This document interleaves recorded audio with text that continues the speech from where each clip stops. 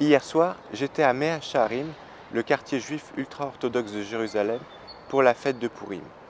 À cette occasion, j'en ai profité pour tourner une petite vidéo que je vous propose de découvrir pour un peu voir l'ambiance de cette fête.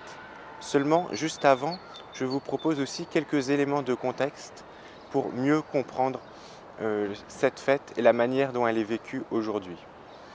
Alors, Pourim est une des deux grandes fêtes juives avec Hanouka qui ne tire pas son origine de la Torah, de la loi de Moïse, mais qui est venue plus tardif, mais qui est dans les livres plus tardifs, et ici en l'occurrence celui d'Esther. Alors pour découvrir l'histoire, il suffit de lire le livre d'Esther, je ne vais pas le résumer ici, simplement rappeler que la fête elle-même est introduite au chapitre 9, donc tout à la fin. Ce dont j'aimerais plutôt vous parler, c'est l'importance de cette fête aujourd'hui pour les Juifs à l'heure actuelle, notamment en Israël et à Jérusalem où je me trouve.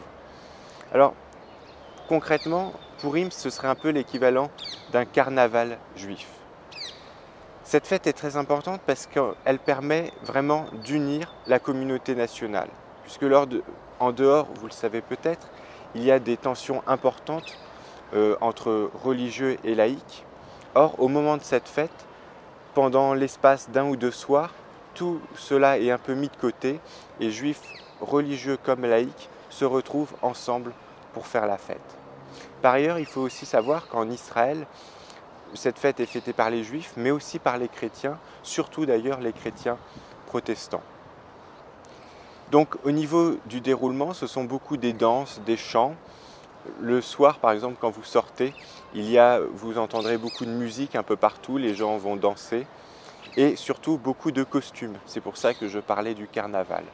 Alors les costumes, ça peut être des costumes comme dans tous les carnavals, beaucoup de couleurs et tout ça, mais aussi certains costumes plus spécifiques à la religion ou à l'histoire juive.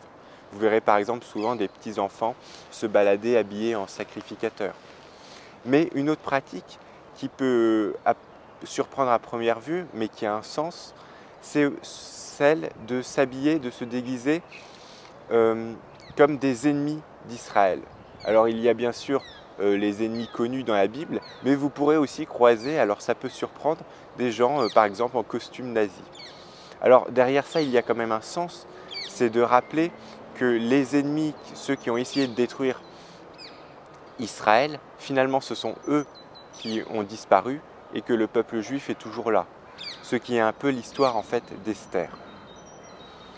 Donc voilà, je ne vais pas trop allonger cette petite présentation et je vous propose plutôt de découvrir une petite vidéo d'1 minute, l'ambiance un soir de Pourim dans le quartier juif ultra-orthodoxe de Jérusalem.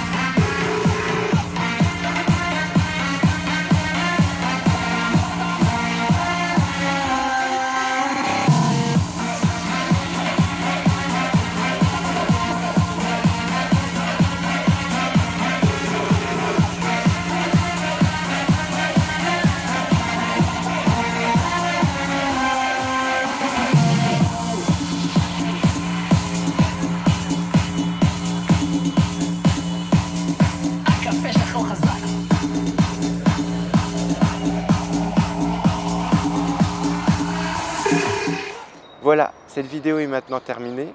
Vous avez notamment pu remarquer un juif éthiopien déguisé en pharaon, ce qui illustrait justement mes propos en introduction. Si vous avez des questions ou des remarques, n'hésitez pas à me laisser un commentaire. Et moi je vous dis à bientôt pour une prochaine vidéo.